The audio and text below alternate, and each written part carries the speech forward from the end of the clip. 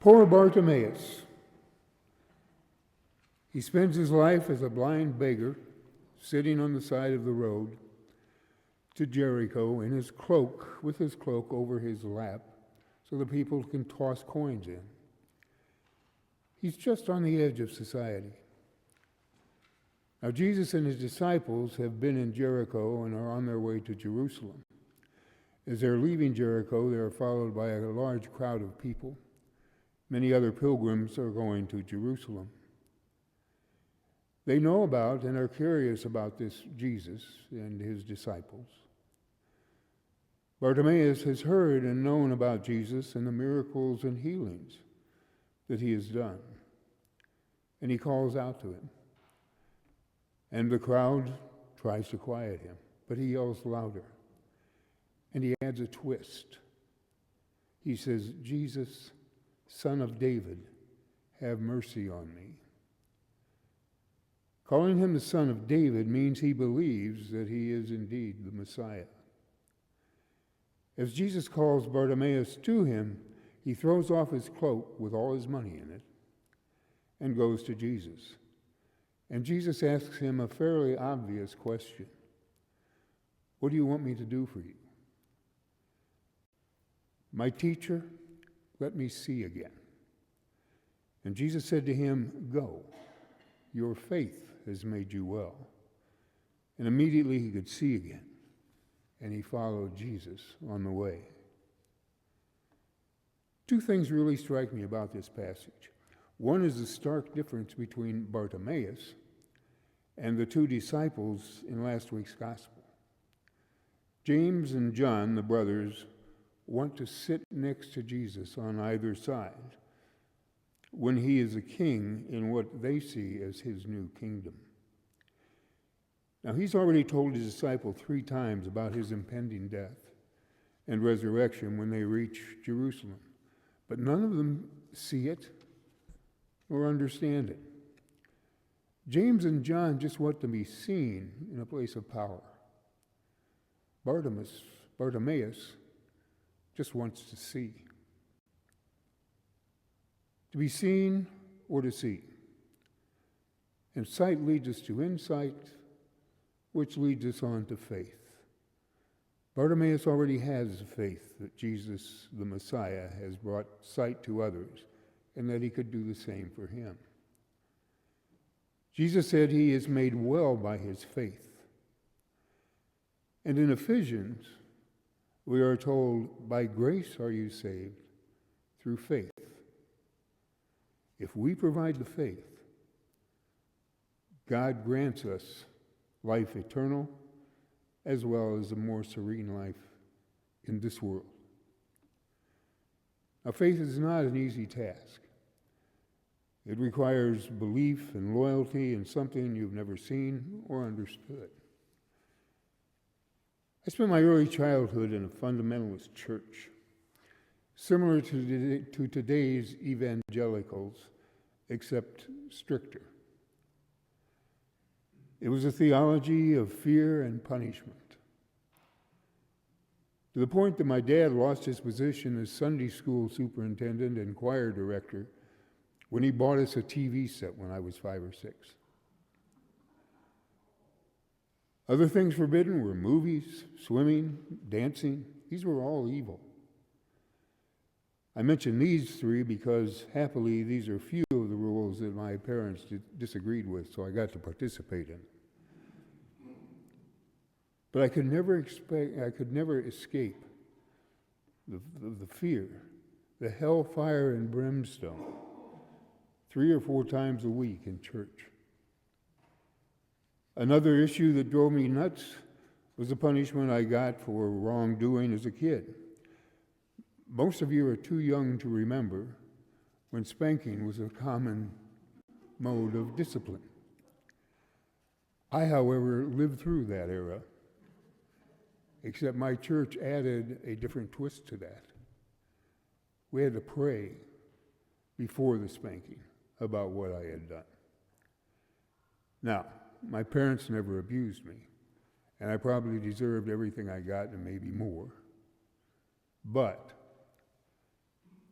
the concept of praying before the punishment, I found to be, and still do, a little bit cruel and unusual punishment. This was not a God I could have faith in or loyalty to. I left the church when I was about 11 or 12. My parents didn't care as they were on the edge of leaving as well. I tried a few other churches with friends and cousins, but I found nothing satisfying. So at 15 or so, I gave it up. I gave up my faith. I gave up church. And I just went on with my life. And then several years down the road, I met Kathy.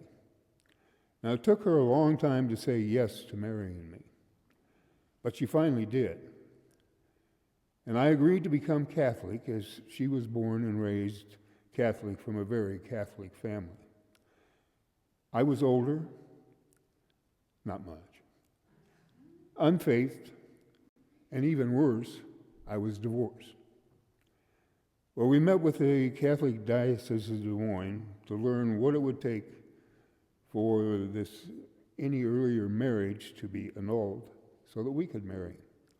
As we left, I said I would do all that they demanded be done, but that I found the process and the monetary costs to be freaking baloney.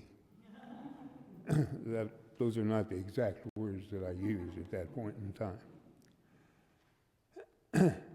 That's how we ended up at St. Andrews. Kathy had an aunt who was obviously Catholic who wanted to marry a Baptist. They ended up going to an Episcopal church and loved it and had been very involved in it. And it also happened that Bob Kem and his wife Rosalind, he was our priest at that point in time, were homeroom parents when their son John was in my homeroom. So we got to know each other at that point in time fairly well. So we went to visit him, Kathy and I. And after we explained our situation, Father Kim said, "Let me get a calendar and let's find a date." And so we did. And after that, it's been 40-some years of building sight into insight, into faith with this community. Faith is not an easy answer to difficult questions. It can many times be elusive. Because we're human beings, there are always questions of why. Why did this happen? Why didn't you give me what I asked for? Why did this happen to my wife, my child, my friends, etc.? Many of you know that I'm a recovering alcoholic. Now, did any of that challenge my faith? You bet. My head went back to my childhood of a fearful and punishing God. That's where the phrase, "let go and let God," came into my life. And I had a support group. I needed that. And for me, that became Alcoholics Anonymous. People who were or had been down the same path that I was starting out on. And they were successful because they had faith in a higher power. My faith in myself and in God returned. And I haven't had a drink in almost 14 years. Now, this past year in April, I was dealing with another disease that really began to block my faith. I suddenly had very strong pain in a knee that I had had replaced just about a year beforehand. They quickly diagnosed it as staph infection. My surgeon said that only 1% of patients have this happen a year after surgery or so. Whoopee. I am now in the upper 1% category.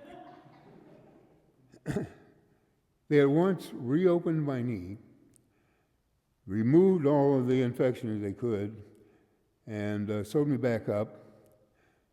But the infection had gone to other parts of my body. So they put a PICC line in my arm and started pumping 3,000 milligrams of antibiotic into my body every day. That was fun. That was absolutely no fun, as a matter of fact. I responded to every side effect that the antibiotic had. Everything from dry mouth to buzzing in the ears to bad dreams to hallucinations. Kathy woke me up one night to tell me I was patting her on the shoulder and talking to her like she was my dog. Never mind, I won't go down that road. A week and a half in the hospital, 2 weeks in a skilled nursing facility, and then home for 3 weeks of going to the hospital every day, 7 days a week, to have them replace the bag of antibiotic that was hooked up to my PICC line. And then to an antibiotic pills, still at about 3,000 milligrams a day. Then they began to cut that back. Again, my head went back to my childhood, thinking that I was being punished because of something I had done. Well, I was wise enough at that point in time to blow that thought out of my mind. And once again, I had support. I had my family. I had many members of this community who had prayed with me and been with me. Even an old friend who is now also a priest, who prayed with me, who gave me strength, who were there to tell me, let go, let God. Not easy, but that's faith. That's the essence of faith. The support that this community had given me was important in building faith. Do you realize that the Lord's Prayer never mentions the pronoun I? Never once. I'll give you a second because I know it's all running through your head now and you're fact-checking me. But it doesn't. It's always us. And that's the importance of this community of faith in which we live. And that's important. I finally got over the disease enough. I'm not 100% yet, but I'm getting there. But I got over it enough to take a cruise that we had planned for a year that we weren't sure we were going to be able to make. And we went to France. And I'm sitting on this riverboat, looking at this gorgeous country, meeting new people, and realizing that, yes, indeed, if you let go and let God, He will take care of you. May not answer all your questions. May not be exactly what you ask for or what you want. But He's always there to take care of you, one way or the other. We need to cry out as Bartimaeus did, Teacher, let me see again.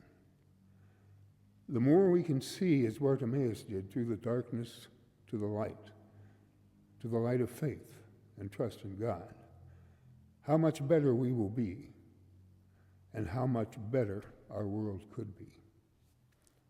Amen.